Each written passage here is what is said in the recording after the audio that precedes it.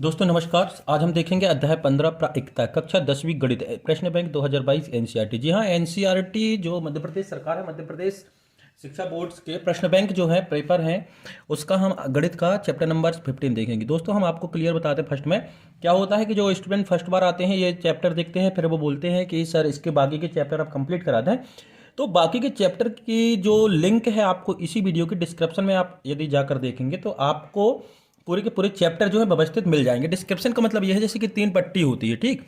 तो वहां पर एक पट्टी में देखिएगा, इस साइड में राइट कोने में इस तरीके से एरो बना होगा।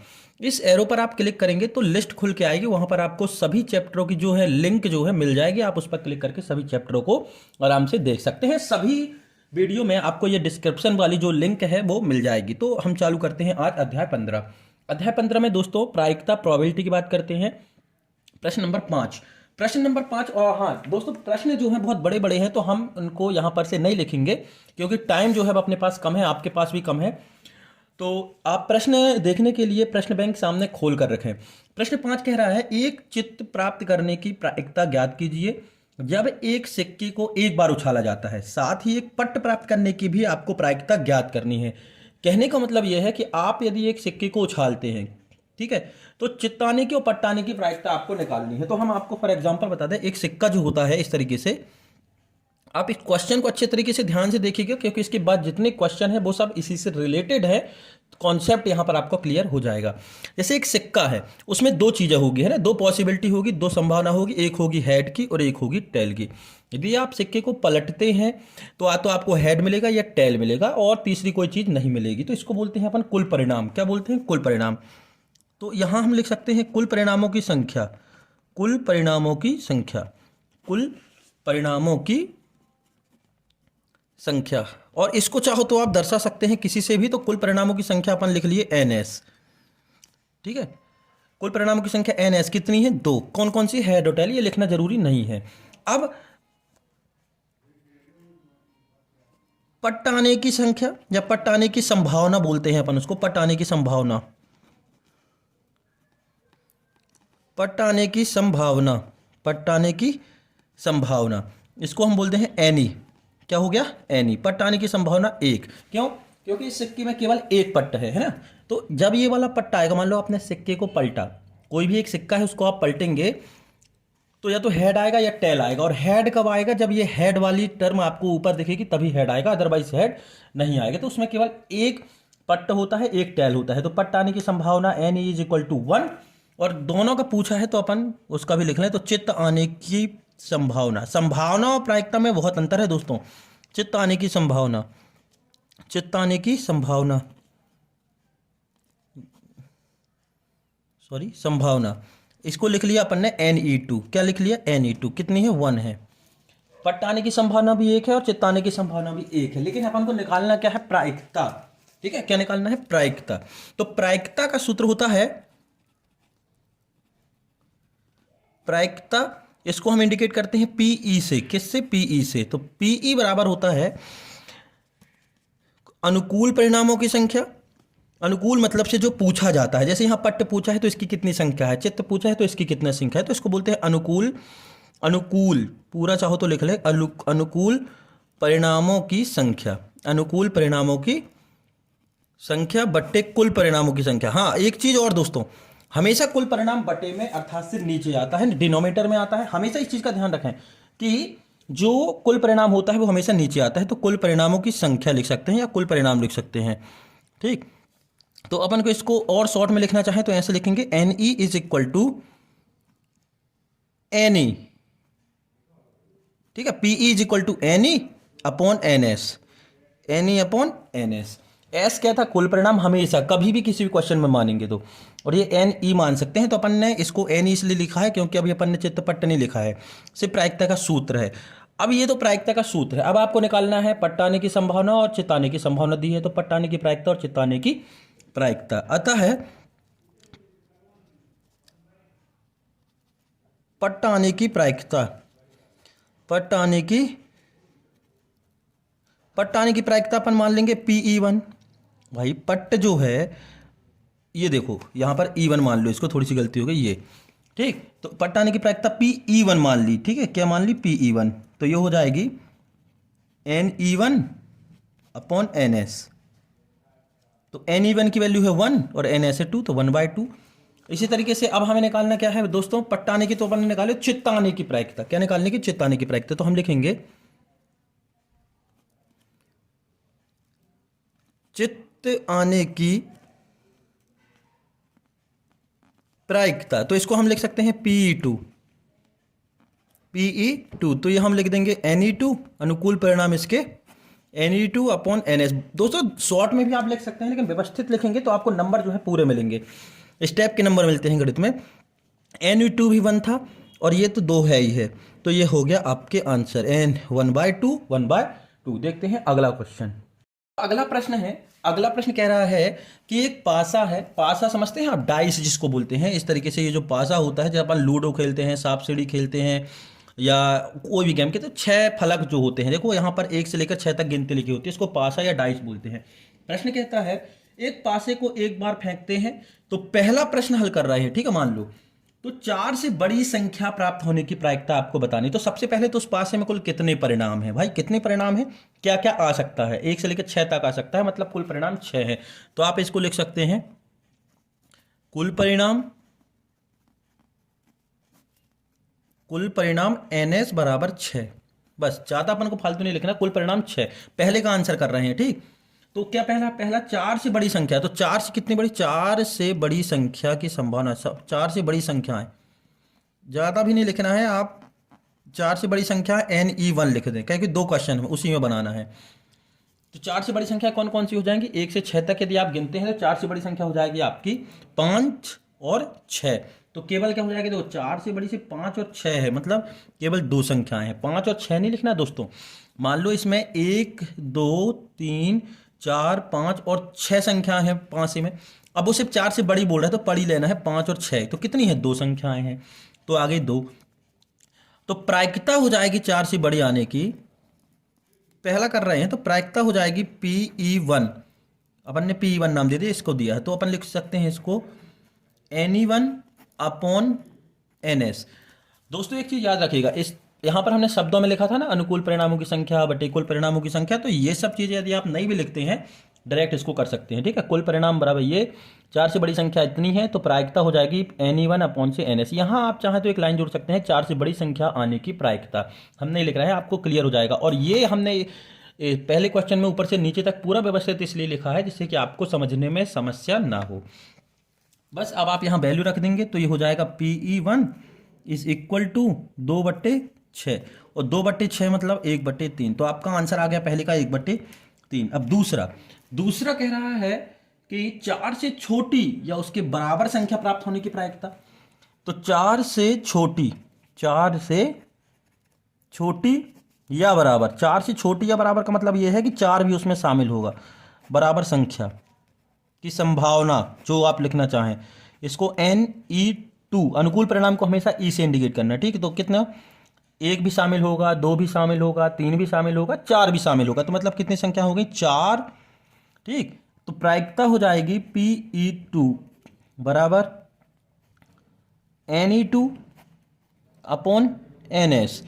तो ये हो गया 4/6, मतलब 2 दूनी 4, 2 तिया 6, ये कट गया 2 तिया 6। और एक चीज और दोस्तों, जब तक वो कैंसिल होता है, अपने निम्नतम रूप में नहीं आता है, तब तक आपको कैंसिल करना है, वही आपका आंसर कहलाएगा। तो ये हो गया दूसरे का आंसर, मतलब 4 के बराबर या छोटी संख्या आने की प्रायिकता हो जाएगी 2/3। तो ये हो गए इन दोनों के आंसर। दोस्तों प्रश्न नंबर 7 है कि एक पासा है, उसको एक बार फेंका जाता है, इसमें 3 क्वेश्चन जो है सॉल्व करने। तो सबसे पहले हम आपको बता दें कि एक पासे में कुल परिणाम कितने होते हैं। तो एक पासे में कुल परिणाम है ना, कुल परिणाम ये तीनों में लगना है, तो अपन ऊपर लिख ले रहे हैं। एक पासे में कुल परिणाम मतलब NS दिया है 6। भाई पासे में 6 फलक होते हैं, तो हमने 6 लिख लिया। अब आते हैं प्रश्न पर। पहला कह रहा है कि एक अभाज्य संख्या प्राप्त हो। तो अभाज्य संख्या मतलब से कंपोजिट प्राइम नंबर, अभाज्य संख्या Ne1 मान लो, क्योंकि ये पहली प्रायिकता निकालनी है। तो अभाज्य संख्या किसे कहते हैं वो भी आप देख लें। अभाज्य संख्या ऐसी संख्याएं होती हैं जिसके केवल दो गुणनखंड होते हैं, मतलब दो संख्याओं से भाग जाता है। एक तो एक से भाग जाता है और एक स्वयं उसी संख्या से भाग जाता है। तो हम बात करते हैं 1, 2, 3, 4, 5 और 6। इसमें ऐसी दो गुणनखंड हो, मतलब सिर्फ दो संख्याओं से भाग जाता हो। देखो पहली तो हो गई 2, यदि ये कटेगा तो सिर्फ 2 से कटेगा और 1 से कटेगा। ठीक है, एक को शामिल नहीं करना है, क्योंकि एक को इसलिए शामिल नहीं करना है क्योंकि उसमें केवल एक गुणनखंड है और हमें देखना है दो गुणनखंड, मतलब से जो दो संख्याओं से डिवाइड हो। एक ये हो गया। ठीक है, उसके बाद हम बात करते हैं अभाज्य संख्या में 3, क्योंकि 3 जो है केवल 3 से जाएगा और 1 से जाएगा, उससे अलावा और किसी संख्या से 3 विभाजित नहीं होगा। फिर करते हैं बात 5 से। तो कितनी संख्याएं हो गई? 1, 2 और 3। दो अभाज्य संख्या नहीं है क्योंकि वो 1 से भी जाता है, 4 से भी और 2 से भी जाता है। तो आपको देखना है जो सिर्फ दो संख्या से विभाजित हो। तो अभाज्य संख्या कितनी हो गई दोस्तों? 3। तो प्रायिकता क्या हो जाएगी?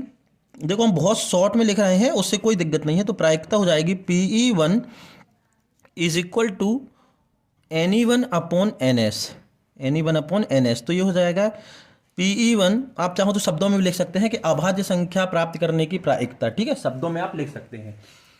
तो PE1 is equal to NE1 मतलब से 3/6 इज इक्वल टू 1/2। ये आपका आंसर। 1 3 एकम 3, 3 दूनी 6। दूसरा, इसी का दूसरा कह रहा है कि 2 और 6 के बीच स्थित कोई संख्या। तो 2 और 6 के बीच संख्याएं, 2 और 6 के बीच संख्याएं, बीच की बात हो रही दोस्तों। तो हम इसको मान लिए NE2। क्या मान लिए? NE2। अब 2 और 6 के बीच देखो कौन सी संख्या है? 1 2 3। कितनी संख्या है? 1 2 3, तीन संख्या है 2 6 के बीच। तो ये हो गई 3। कितनी हो गई? 3। तो प्रायिकता क्या हो जाएगी मित्रों? प्रायिकता हो जाएगी PE2 मान लेना। क्या मानेंगे? प्रायिकता PE2। यहां पर आप लिख सकते हैं 2 और 6 के बीच की संख्या आने की प्रायिकता। आप शब्दों में लिख लीजिएगा, बहुत अच्छा रहेगा। जितना ज़्यादा आप व्यवस्थित लिखेंगे उतना अच्छा रहेगा आपके लिए। तो PE2 बराबर से NE2 अपॉन NS। NS तो आएगा ही, कुल परिणाम तो आएंगे ही आएंगे। तो ये हो गया आपका PE2 is equal to 3/6 is equal to 1/2। 3 1 जा 3, 3 2 जा ये 1/2। अब आती है बात तीसरे की। तो ये तो इसका आंसर हो गया तीसरा। तीसरा कह रहे एक विषम संख्या हो।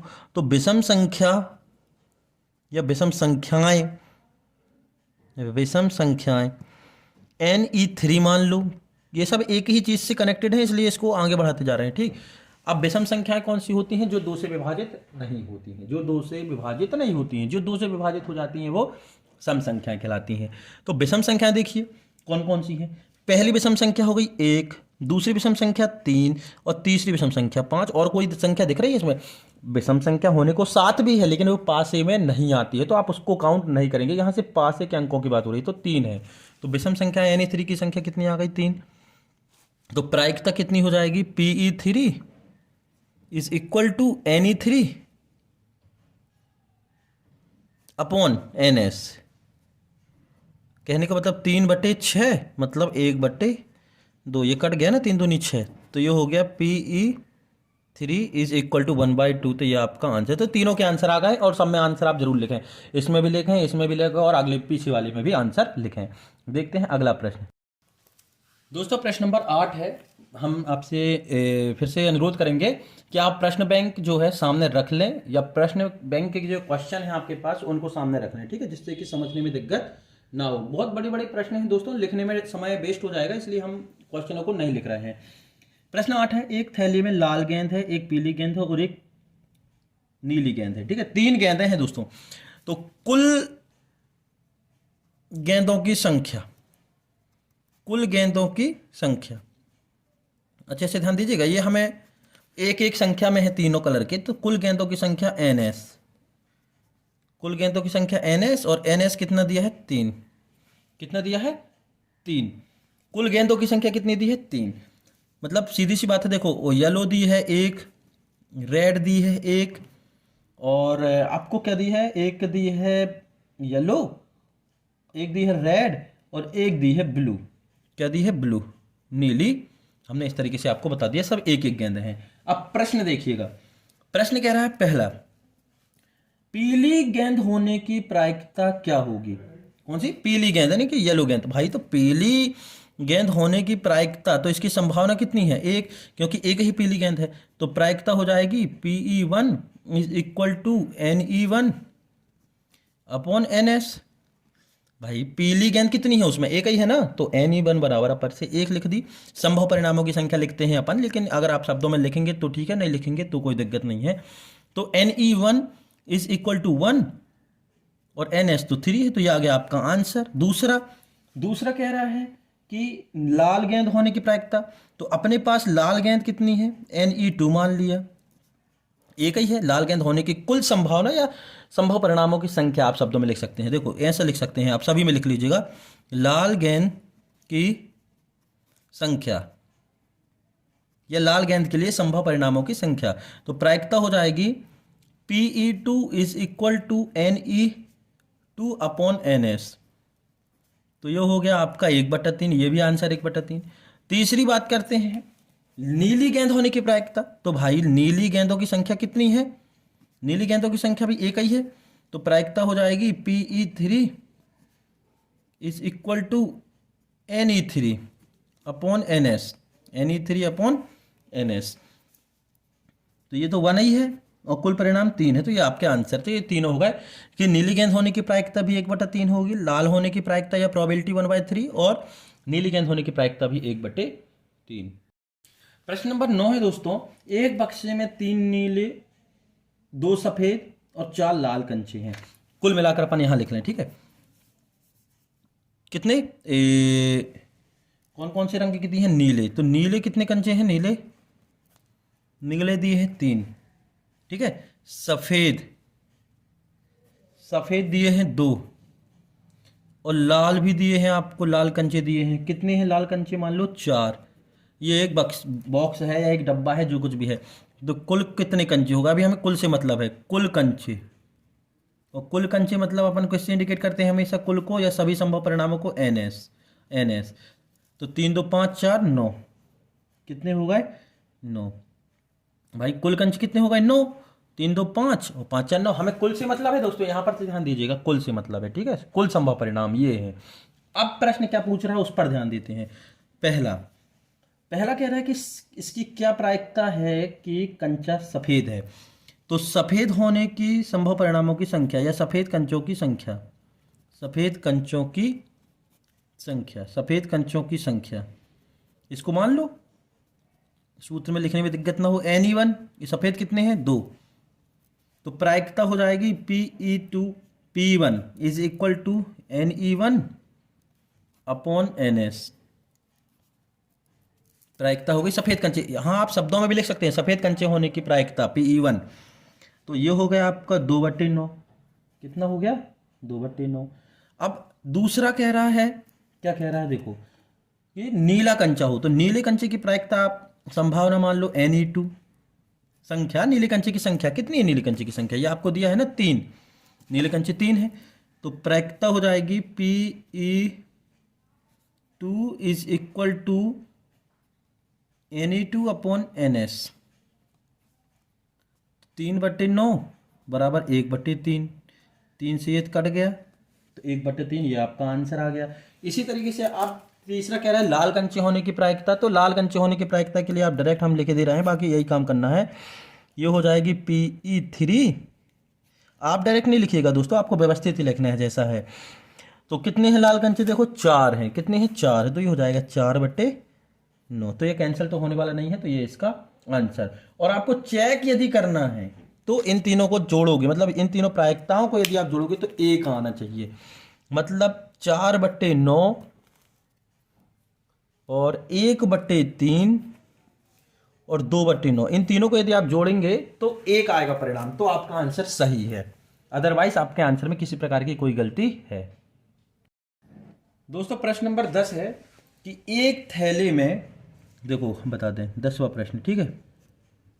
एक थैले में 3 लाल गेंद है, मतलब लाल, जिसको हम R से इंडिकेट कर सकते हैं, कितनी है? 3।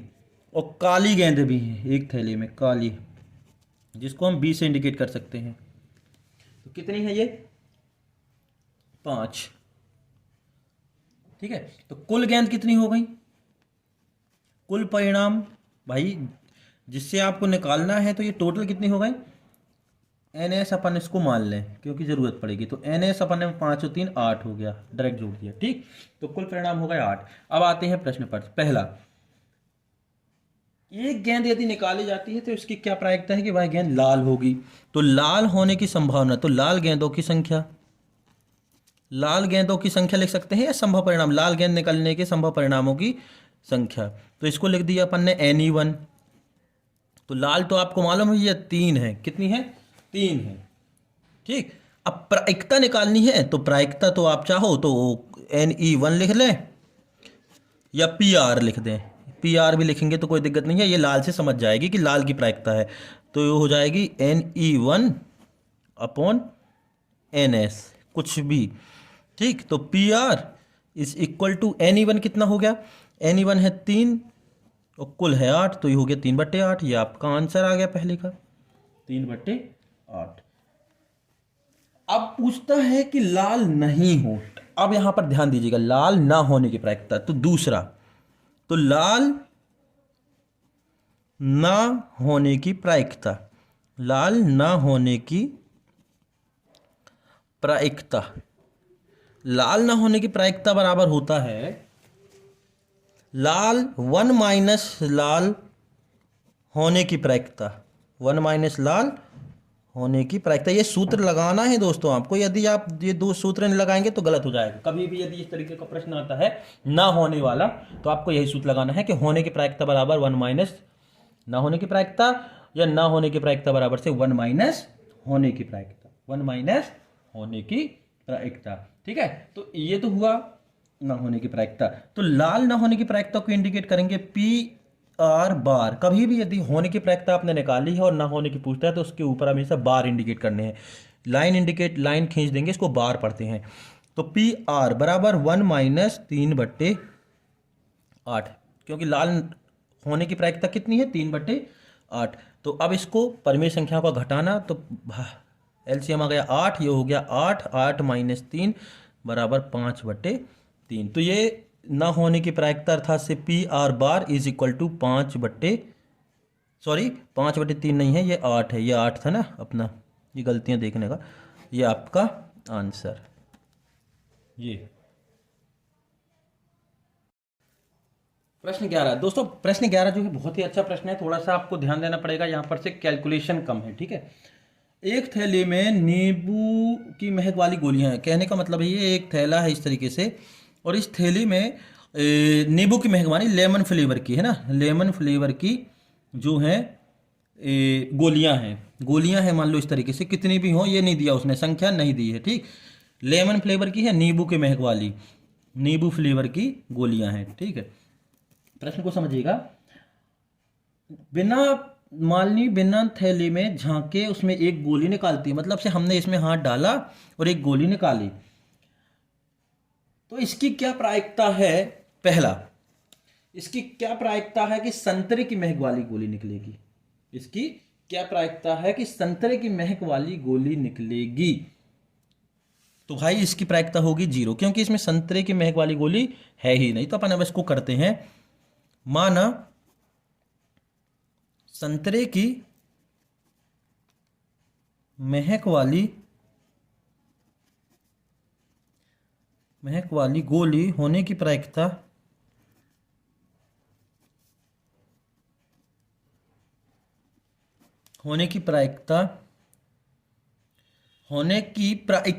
PE है। प्रायिकता को हमने PE माना, आता है PE इज इक्वल टू 0, ये आपका आंसर। अब PE इज इक्वल टू 0, ये डिटेल में आप लिखने की जरूरत नहीं है, आप जान लें कि ये असंभव परिणाम है। भाई मान लीजिए कि ये एक पासा है, ठीक है, क्या है, पासा है। अब इस पासे में 6 फलक हैं, 1 से लेकर 6 तक की संख्याएं इसमें अंकित है। अब हम बोले कि इसको हमने फेंका और इसमें 8 आने की क्या प्रायिकता है, इसमें 8 आने की क्या प्रायिकता है। तो 8 तो आ ही नहीं सकता ना, पॉसिबल है, इम्पॉसिबल चीज़ है भाई। इसमें 6 तक अंक रहते हैं, 8 कैसे आएगा, क्या सकता है, कभी भी नहीं आ सकता है। आप दिन भर भी यदि इस पासे को पलटाएंगे तो उसमें 8 आने की पॉसिबिलिटी नहीं है, मतलब यह असंभव घटना है। और असंभव घटना की प्रायिकता हमेशा होती है 0। क्या होती है, 0। तो उसी तरीके से जब इस थैली में कौन सी नींबू के फ्लेवर वाली गोली थी, मतलब से लेमन फ्लेवर की जो है गोलियां थी। तो उससे संतरे की महक वाली गोली तो निकल ही नहीं सकती ना, क्योंकि उसने बोला है कि केवल नींबू की महक वाली गोली है, मतलब पॉसिबल ही नहीं। आप पूरी गोली भी निकाल देंगे तो उसमें संतरे की फ्लेवर वाली गोली नहीं निकलेगी। तो ये हुआ आपका 0। अब इसी का दूसरा प्रश्न है। तो दूसरा प्रश्न कह रहा है कि नींबू की महक वाली गोली होगी तो इसकी प्रायिकता यदि हम PE1 माने, शब्दों में लिख लेना कि संतरे की महक वाली गोली होने की PE1 है, तो PE1 इज इक्वल टू 0। क्यों? क्योंकि संतरे की महक वाली गोलियां इसमें हैं और संख्या तो दी नहीं है। तो जितने भी संभव परिणाम होते हैं, यानी कि पॉसिबल जो कहा जाए तो इवेंट्स होते हैं, पॉसिबल इवेंट्स जो होते हैं उनकी प्रायिकता या प्रोबेबिलिटी हमेशा 1 होती है यदि संख्या नहीं दी है। तो ये दोनों हो गए आपके आंसर। तो प्रश्न नंबर 12 है, एक डिब्बे में 5 लाल कंचे हैं, ये हम शॉर्ट में लिख रहे हैं, 5 लाल कंचे हैं, रेड कंचे, ठीक है, और 8 सफ़ेद कंचे हैं, मतलब वाइट कंचे हैं, और 4 हरे कंचे हैं, मतलब से ग्रीन कंचे हैं 4। तो कुल परिणाम हो गए, जो कुल परिणाम NS इज इक्वल टू 5 धन 8 धन 4। तो NS बराबर 8 4 12 5 17। कितने हो गए? 17। भाई इन सबको जोड़ेंगे, एक थैले में एक कंचे कंचे हैं और 3 रंग के कंचे जो हैं इसमें हैं। कौन कौन से हैं? रेड, वाइट और ग्रीन। तो कुल कितने कंचे हो गए? 17। अब आते हैं प्रश्न पर, ठीक है। प्रश्न पहला कह रहा है कि क्या प्रायिकता है, क्या प्रोबेबिलिटी है कि निकालने पर एक कंचा जो है लो लाल निकलेगा। क्या निकलेगा? लाल। तो लाल कंचे, मार्बल्स, लाल कंचे, हम इसको लिख सकते हैं NR, लिख लो, ई नहीं लिखना है तो NR लिख लो। क्या लिख लो? NR। कितने हैं लाल कंचे दोस्तों? ये है 5। N हमेशा नंबर ऑफ इवेंट्स होता है, नंबर ऑफ घटना, मतलब से लाल कंचों की संख्या है NR। तो प्रायिकता हो जाएगी, इसको PR लिख लो, प्रायिकता को P से इंडिकेट करते हैं, तो प्रायिकता हो जाएगी PR is equal to NR upon NS। कोई दिक्कत नहीं है, E1 भी लिख सकते हैं, R भी लिख सकते हैं, वो अपने ऊपर डिपेंड करता है। तो NR बराबर से NS, तो ये हो गया 5/17। ये आपका पहले का आंसर। तो लाल कंचे होने की प्रायिकता हो जाएगी 5/17। अब अगला क्वेश्चन इसी का है सेकेंड, कि निकालने पर एक कंचा जो निकाला है वह सफेद है। कौन सा है? सफेद।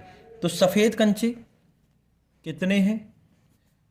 सफेद कंचे, इसको हमने नंबर ऑफ वाइट मार्बल्स, सफेद कंचे हैं 8। तो प्रोबेबिलिटी या प्रायिकता of white marbles is equal to हो जाएगा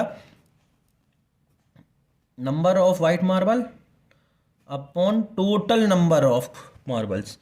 तो ये हो गया आपका 8/17। तो ये तो कैंसिल होने वाला है नहीं है, तो ये भी आपका आंसर दूसरे का, कि सफ़ेद कंचा होने की प्रायिकता ये है। अब बात आती है तीसरे की। तीसरा कह रहा है कि निकाला गया कंचा हरा नहीं है। हरा नहीं है मतलब हरे ना होने की प्रायिकता आपको निकालनी है। तो हरे ना होने की प्रायिकता के लिए आप क्या निकालेंगे? पहले निकालेंगे हरा होने की प्रायिकता। क्या निकालेंगे? हरा होने की प्रायिकता। हरा होने की प्रायिकता, अच्छे से ध्यान दीजिएगा दोस्तों, हरा होने की प्रायिकता निकालेंगे। क्या निकालेंगे? हरा होने की प्रायिकता। तो हरा कंचा मतलब से नंबर ऑफ ग्रीन मार्बल्स कितने हैं? 4। कितने हैं? 4। तो probability of green marbles is equal to हो जाएगा नंबर ऑफ ग्रीन मार्बल्स, मतलब हरे कंचे की संख्या बटे कुल संख्या, 4/17। अब ना होने की प्रायिकता अभी हमने बताई थी, तो इसके ऊपर बार लग जाएगा। तो PG bar is equal to 1 - PG। ना होने की प्रायिकता बराबर 1 - होने की प्रायिकता। आप चाहो तो शब्दों में लिख सकते हैं, नहीं तो इस तरीके से शॉर्ट में लिख सकते हैं। तो PG बार मतलब ना होने की प्रायिकता बराबर 1 - PG, मतलब 4/17। अब इसको हम सॉल्व कर लेंगे, परिमेय संख्याओं का घटाना। ये 17 लिखा है, तो एलसीएम आया आपका 17, ठीक है। ये हो गया आपका 17 - 4, तो 17 - 4 इज इक्वल टू 13/17।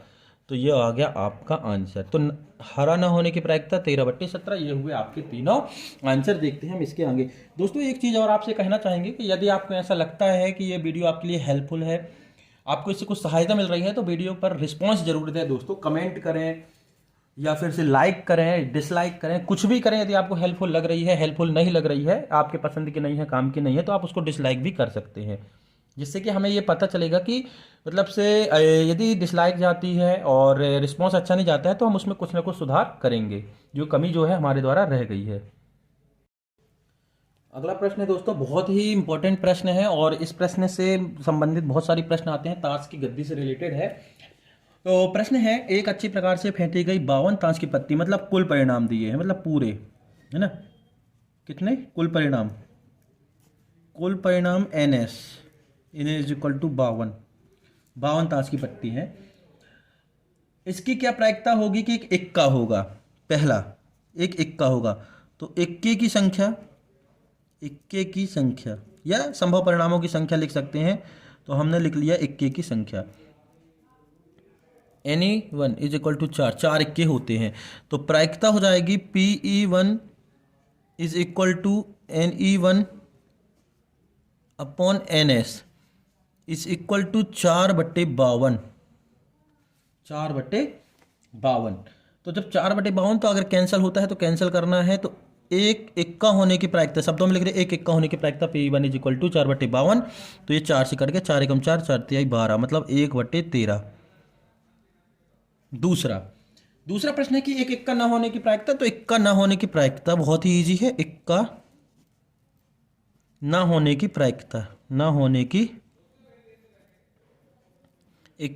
की प्रायिकता बराबर 1 माइनस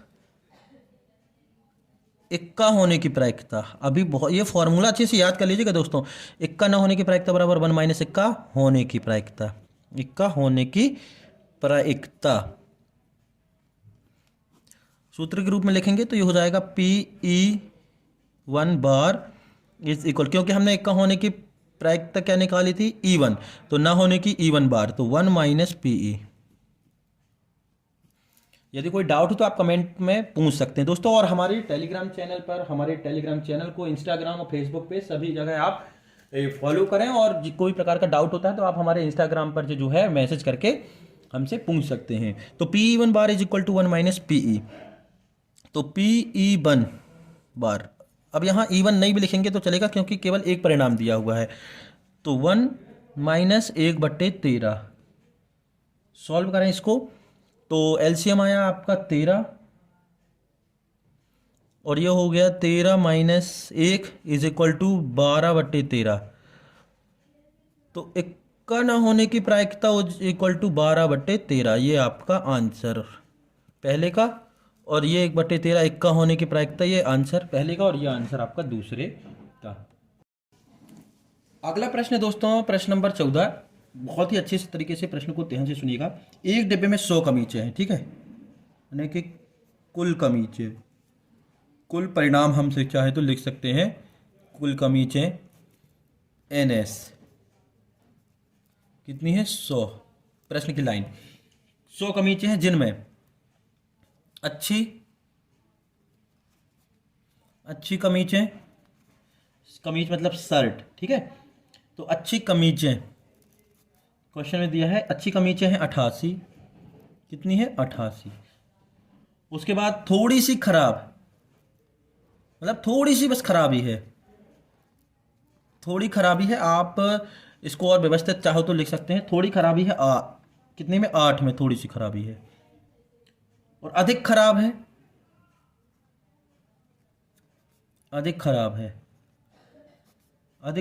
4, हो गई 100, 88 और 8 96, 400। तो एक बॉक्स में ये कमीचे हैं, एक डिब्बे में 100 कमीचे हैं जिसमें 88 बहुत अच्छी हैं, 8 में थोड़ी सी खराबी है, तथा जो 4 है उनमें बहुत ज़्यादा खराबी है। अब प्रश्न की बात करते हैं, प्रश्न क्या है। प्रश्न कहता है एक व्यापारी है, 2 व्यापारी हैं, ठीक है, एक व्यापारी है आपका जिम्मी, और दूसरा व्यापारी है आपका सुजाता। अच्छे से ध्यान दीजिएगा, एक व्यापारी है जिम्मी और दूसरा व्यापारी है सुजाता। अभी बात हो रही है जिम्मी की। जिम्मी वे कमीजें स्वीकार करता है जो अच्छी हैं। ये जो जिम्मी है केवल वही शर्ट लेता है, वही कमीज लेता है जो अच्छी है, मतलब वो केवल कितनी लेगा, 88। उसने सिर्फ वही शर्ट लेनी है उसको जो अच्छी है, और अच्छी कितनी है, 88, ठीक है। तो जिम्मी के कमीजों की संख्या जो जिम्मी जो लेगा अच्छी वाली, तो वो हो गई NE1, तो वो कितनी ले रहा है, 88, ठीक, तो प्रायिकता कितनी हो जाएगी, प्रायिकता हो जाएगी Pe1, हम यही निकाल रहे हैं, Pe1 is equal to Ne1 upon NS, 88/100, ले तो 100 ही में रहा है ना, 88 नहीं लिखना, कितनी ले रहा है 88, क्योंकि वो अच्छी वाली बस ले रहा है जिम में, खराब एक भी नहीं ले रहा है, अच्छे वाली बस। तो ये हो जाएगी Pe1 इज इक्वल टू 0.88, दो शून्य है तो दो संख्या गिन के हमने दशमलव लगा दिया, तो ये हो गया 0.88, ये हो गया पहले का आंसर। अब दूसरे में ध्यान दीजिएगा, आगे प्रश्न बढ़ते हैं। जबकि एक अन्य व्यापारी सुजाता, अब सुजाता की बात हो रही है, ठीक है, उन्हीं कमीचों को अस्वीकार करता है, देखो उल्टा दिया, अस्वीकार करता है, अस्वीकार करता है मतलब लेता नहीं है, क्या करता है, लेता नहीं है, तो उन्हीं कमीचों को अस्वीकार करता है जिनमें अधिक खराबी, तो अधिक खराबी वाली कितनी है, केवल 4, सिर्फ सुजाता इनको नहीं लेता है, बाकी सबको ले लेता है। क्या कह रहा है प्रश्न कि सुजाता उन्हीं को अस्वीकार करता है, उन्हीं को नहीं लेता है, उन्हीं को रिजेक्ट करता है जो अधिक खराब है, तो अधिक खराब 4 है, इनमें थोड़ी सी खराबी है वो ले लेता है, कौन ले लेता है, सुजाता। ठीक, तो सुजाता के कमीजों की संख्या, सुजाता की कमीजों की संख्या Ne2 ले लें, कितनी हो जाएंगी 88 + 8, 88 + 8, क्योंकि वो खराब भी ले रहा है लेकिन ज़्यादा खराब नहीं ले रहा है, ज़्यादा खराब कितनी है 4, उसको छोड़ रहा है, तो ये हो गया Ne2 इज इक्वल टू 96, तो ये प्रायिकता हो जाएगी इसकी Pe2 is equal to Ne2 upon NS is equal to 96/100, तो ये हो गया 0.96, 0.96, ये कौन ले रहा है, सुजाता, है ना, तो ये सुजाता के लिए है दोस्तों, ये सुजाता के 0.96, तो ये आपका आंसर, ये दूसरे का आंसर। प्रश्न नंबर 15 है कि 20 बल्बों के एक समूह में, तो हम यहां लिखते चल रहे हैं, ठीक है, कुल बल्ब, 20 बल्बों का समूह मतलब कुल बल्ब, तो कुल बल्ब मतलब आप समझते हैं कुल परिणाम, तो NS इज इक्वल टू 20 हो गया, जैसा आप पढ़ते जाएं लिखते चलें, डाउट खत्म। 20 बल्बों के एक समूह में 4 बल्ब खराब हैं, तो खराब बल्ब कितने हो गए, खराब बल्ब 4, इस समूह में से एक बल्ब निकाला जाए, मतलब इस 20 में से एक बल्ब निकाला जाए तो इसकी क्या प्रायिकता है कि बल्ब खराब होगा, तो खराब बल्ब अपने 4 माने, तो खराब बल्ब होने की संभावना, खराब बल्ब होने की संभावना या संभव परिणामों की, अनुकूल परिणामों की संभावना, अपन इसको लिख लिए Ne इज इक्वल टू 4। ध्यान रखिएगा दोस्तों, कहने का मतलब क्या है, कहने का मतलब प्रश्न का ये है कि मान लीजिए कि ये एक डब्बा है, इसमें इस तरीके से बल्ब रखे हुए हैं, मान लो इसमें 20 बल्ब है, ठीक है, और इन 20 बल्बों में 4 बल्ब खराब है, अब ये नहीं पता है कि कौन से 4 बल्ब खराब है, वो कब पता चलेगा, लगाने के बाद। तो कह रहा है सामने वाला कि हम यदि एक बल्ब निकालें तो वो बल्ब खराब हो, इसकी क्या प्रायिकता है, तो दोस्तों खराब बल्ब तो तभी मिलेगा ना जब उन 4 बल्बों में से कोई एक बल्ब आएगा। देखो ये 4 बल्ब मान लो यहाँ है, यहाँ है, यहाँ है और यहाँ है, अब खराब वाला बल्ब कब निकलेगा, जब हम निकालने में से यहाँ का बल्ब यदि उठा लें तो खराब बल्ब होगा, वो तो हमें नहीं पता, लेकिन जब इन 4 में से कोई एक बल्ब निकलेगा तभी वो खराब निकलेगा, अदरवाइज आपको सही बल्ब मिलेगा, तो खराब बल्ब होने की संभावना हो गई 4, तो प्रायिकता हो जाएगी Pe is equal to Ne upon NS is equal to 4/20, तो ये हो गया 1/5, क्योंकि 4 से ये 20 कट गया, 4 पंचे 20, तो ये आपका आंसर, तो खराब बल्ब होने की प्रायिकता हो गई 1/5।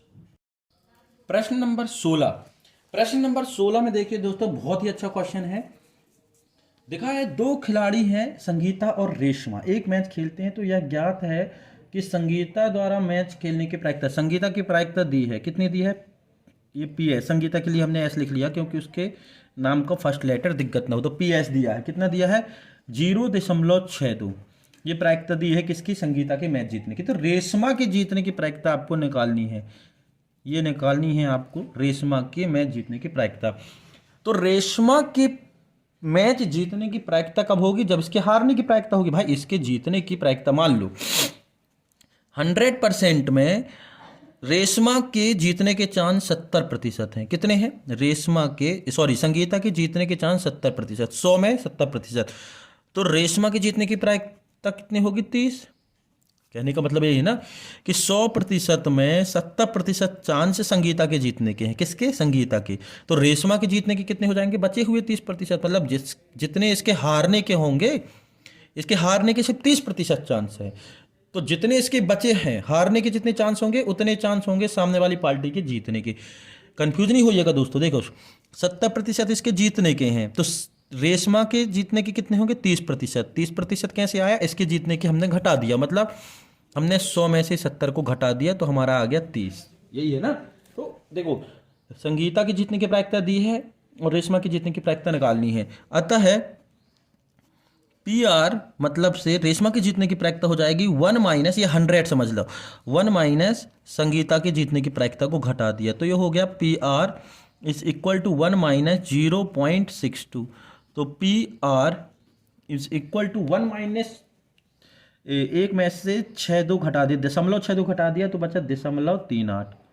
तो ये हो गई आपकी रेशमा की जीतने की प्रायिकता। मतलब संगीता की जीतने की हारने की प्रायिकता होगी वही इसके जीतने की प्रायिकता होगी। या आप दूसरी भाषा में लिख सकते हैं कि जीतने की प्रायिकता से आप लिख सकते हैं संगीता के ना जीतने की प्रायिकता। भाई लिख सकते हैं ना, जैसे हमने अभी बोला चित्त होने की प्रायिकता, चित्त ना होने की प्रायिकता। तो ना होने की प्रायिकता होती है 1 माइनस होने की प्रायिकता। तो भाई संगीता के जीतने की प्रायिकता दी है तो आप लिख सकते हैं इसके जितने हारने की प्रायिकता होगी वही उसके जीतने की प्रायिकता होगी सामने वाले की, मतलब रेशमा के। तो संगीता की जीतने की प्रायिकता 0.62 है, तो इसके जीतने की प्रायिकता हो जाएगी संगीता के ना जीतने की प्रायिकता के बराबर। संगीता के हारने की प्रायिकता मतलब 1 माइनस जीतने की प्रायिकता, उसको हमने इनडायरेक्टली इस तरीके से लिख लिया है। बाद 17, 18 और 19 जो क्वेश्चन है बहुत ही इजी है। तो इतने सारे क्वेश्चन यदि आपको समझ में आ गए तो आगे के क्वेश्चन आप कर सकते हैं। लास्ट में हम आपको बता दें कि ये होता है PE plus PE bar is equal to 1। हमेशा होने की प्रायिकता और ना होने की प्रायिकता को यदि जोड़ोगे तो 1 आएगा। क्या आएगा? 1। तो यदि आप इसको निकालना है तो ये आप कर सकते हैं PE is equal to 1 minus PE bar, या फिर पीई बार को निकालना है तो 1 माइनस पीई आप कर सकते हैं। तो आज के लिए इतना ही, धन्यवाद।